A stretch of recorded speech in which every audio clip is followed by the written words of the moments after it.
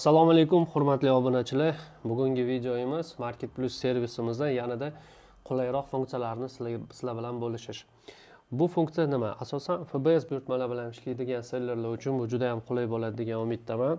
Yangi buyurtmalarni tasdiqlagandan so'ng sizlarda sborki bo'limiga o'tib ketadi buyurtmalar, yig'ish tegiladigan joyga va shunaqa holatga keladi. Misol uchun agar sizda 200 ta 300 ta zakaz bo'lsa, har bittasiga akt postavka chiqarib, mahsulotning ustini ko'rib turib, unga galochka qo'yib, mana tanlangan knopkasini bosib harakatlarga o'tib, yig'ish varaqasini yoki yuk xatini chop etmoqchi bo'lsangiz, ko'p vaqtingizni oladi bu. Buni ham tejashishi yo'lini sizlarga topib qo'yganmiz. Bu uchun siz faqat skaner olishingiz kerak bo'ladi. Buni provodnoyi ham bor, besprovodnoyi ham bor. Bizda hozir provodnoy test uchun olgandik va mahsulotni upakovka qilib bo'lgandan keyin buyurtma etiketkasini yopishtirgandan keyin QR kod bilan buyurtma etiketkasini skaner qilamiz. Skaner qilgandan keyin buyurtma bo'yicha barcha ma'lumot bu yoqda yig'iladi.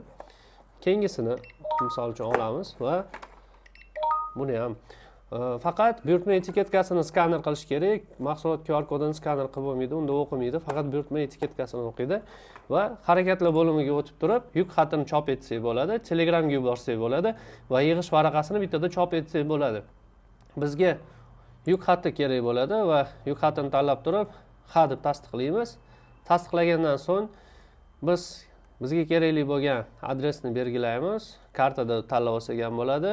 Любой punktni tanlaymiz. Tanlab bo'lgandan keyin uni olib borish vaqtini tanlaymizda va qabul qilish degan knopkani bosamiz. Va shunda bizda yetkazib berish bo'yicha akt tayyor bo'ldi. Shunda yetkazib berish aktlarida mana bizda so'zdana bo'lib turibdi, ko'rishingiz mumkin. Bu juda ham qulay, bemalol ishlatsanglar bo'ladi. Bu uchun faqat sizga bitta skaner kerak bo'ladi faqat. Yuk xati yaratilgandan keyin Telegramda ham sizga bildirishnoma keladi. Yuk xati yaratildi deb, uni nomeri, xatga olib borishlari va lokatsiyalari vaqtlarigacha ko'rsatadi.